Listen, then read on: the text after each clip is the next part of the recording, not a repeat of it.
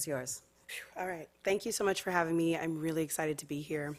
Again, my name is Clarissa. I'm going to just talk a little bit about my personal story and how I came to the work. I was asked to share just some details about my journey as a mother. And I just want to say that I've done nonprofit work for about 10 years, and a lot of it volunteer work, and becoming a mom really politicized me. I felt like I really didn't understand just how difficult systems, policy, and structures can make life for people until I became a mom. And I just found that very incredible, and it's my anger around that has sustained me through this work.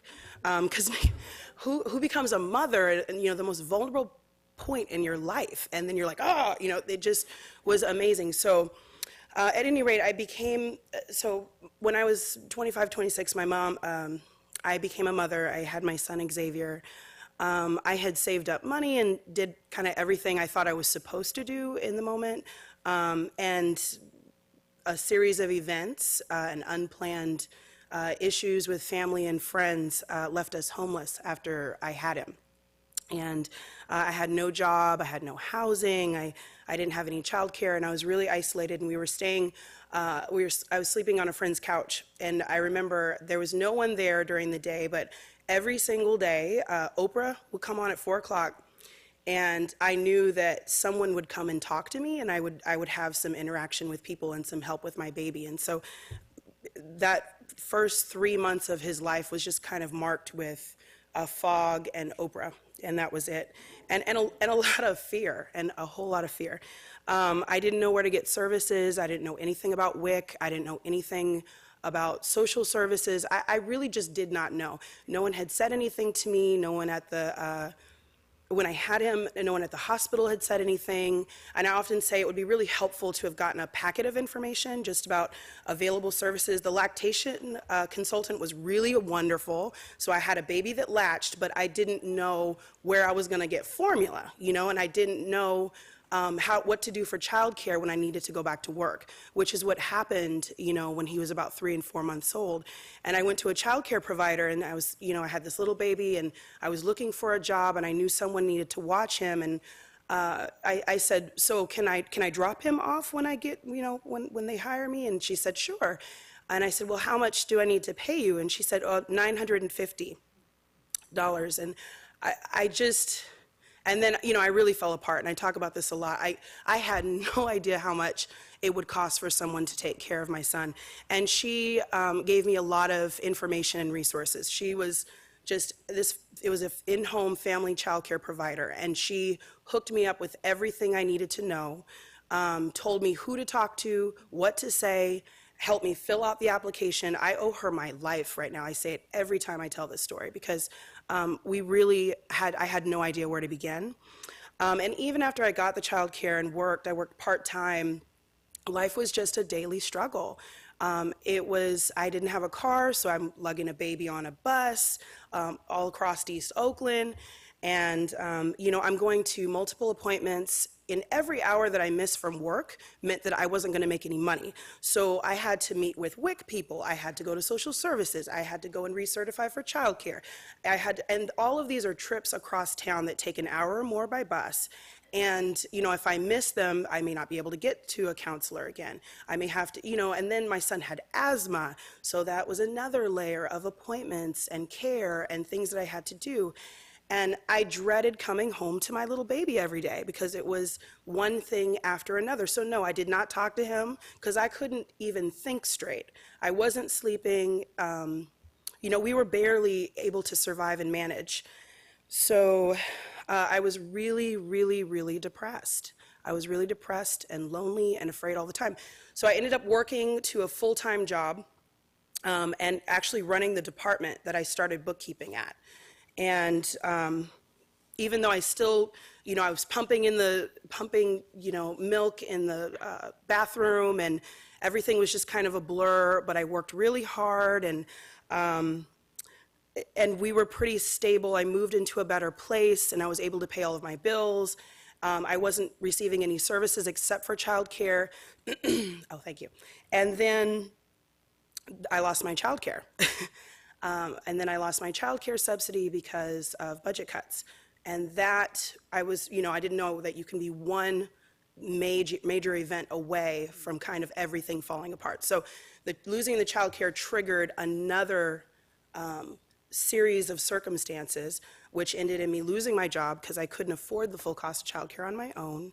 And then my health failed because after, at this point, a couple years of really struggling had taken a toll. So my mother moved in with us, watched my son, and I missed about a year of my son's life. I was very sick. And then he was home with my mother kind of watching cartoons, and she's disabled. So when it came time for kindergarten, when he was 5, this is when he was 3.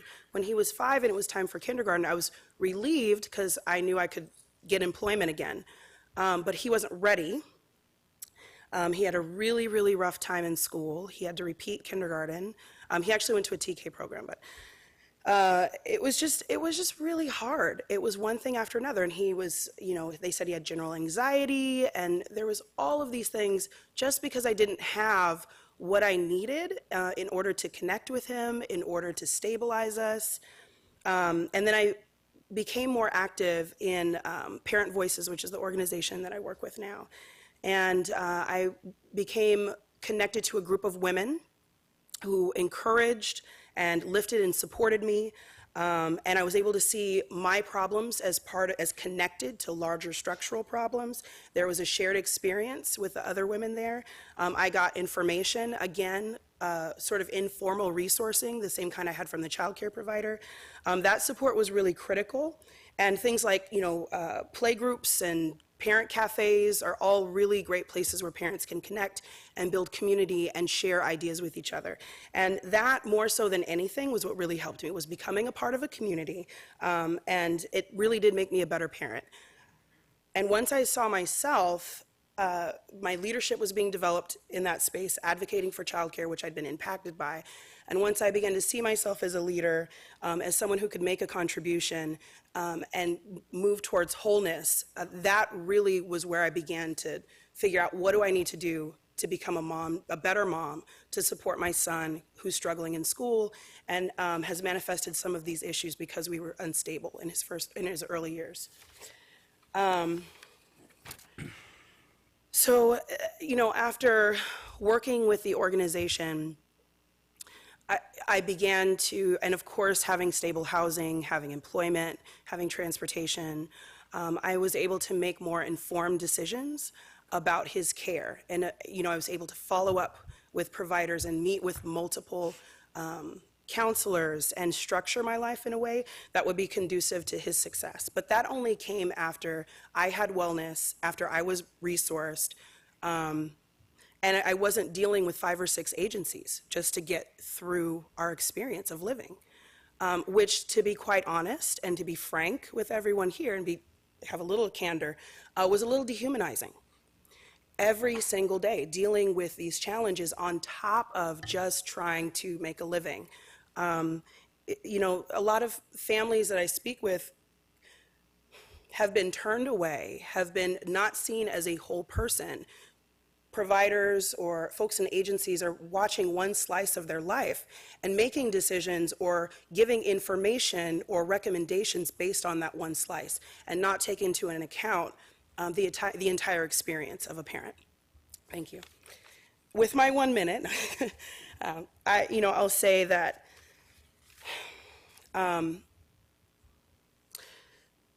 families deserve to be lifted up and are a wealth of resources with their lived experience. There's so much that we can glean, that I can glean, that you can glean from the experiences families have, and that when they're authentically engaged as partners in the effort to ensure healthy, thriving children, and having not just asking people, what do you want, but saying, what kind of decisions can we make together, giving folks a seat at the table and real leadership opportunities to develop programs that actually will impact them, as well as, again, community, opportunities to build community amongst each other.